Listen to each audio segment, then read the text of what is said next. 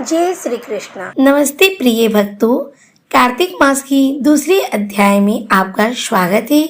आज हम भगवान श्री कृष्ण द्वारा रानी सत्यभामा को सुनाए गए एक अद्भुत प्रसंग के बारे में जानेंगे, जिसे हम कार्तिक मास के व्रतों का महत्व समझ आएगा।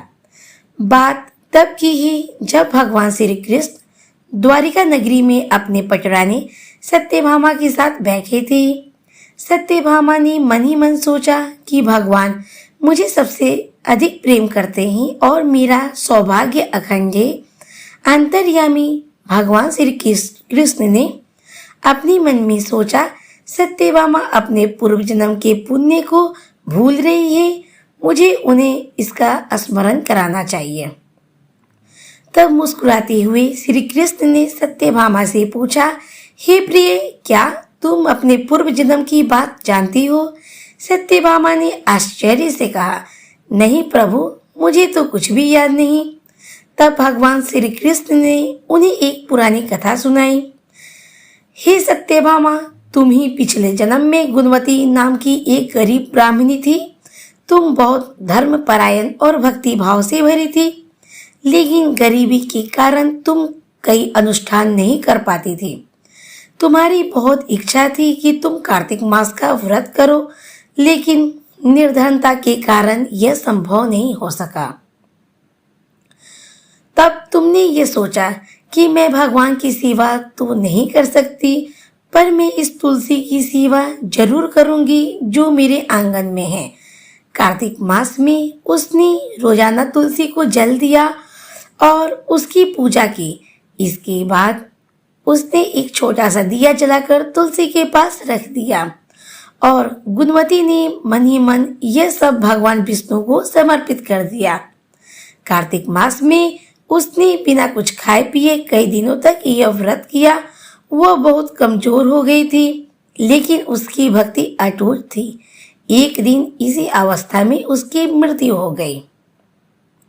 उसकी मृत्यु के बाद उसे लेने के लिए भगवान विष्णु का विमान आया। उस विमान में बैठकर गुणवती सीधे विष्णु धाम पहुंच गई। उसकी भक्ति से प्रसन्न होकर भगवान ने उसे अपने ही जैसा रूप दिया और उसे अपने पास स्थान दिया। अब उसे कोई दुख या कष्ट नहीं था, क्योंकि वह भगवान के शरण में थी। श्री कृष्ण ने कहा, हे सत्यभामा, तुम ही वो गुणवती हो। तुमने कार्तिक मास में जो तुलसी की सेवा और दीपदान किया था, उसी पुण्य के प्रभाव से तुम्हें मेरा साथ मिला है। तुम्हारे आंगन में जो कल्प वृक्ष है, वह उसी तुलसी के पौधे का फल है। तुमने कार्तिक मास का व्रत निष्ठापूर्वक किया, इसी से तुम्हें मुझ जैसा पति प्राप्त हुआ और तुम्हारा सौभाग्य अखंड है। श्री कृष्ण ने कहा कि तुम इसीलिए सौभाग्यशाली हो। भगवान के ये वचन सुनकर सत्यभामा बहुत प्रसन्न हुई और उन्हें अपने पिछले जन्म की सभी बातें याद आ गई। भगवान ने आगे कहा कि जो भी भक्त सच्चे मन से कार्तिक मास में व्रत करते हैं, वे मुझे अत्यंत प्रिय होते हैं।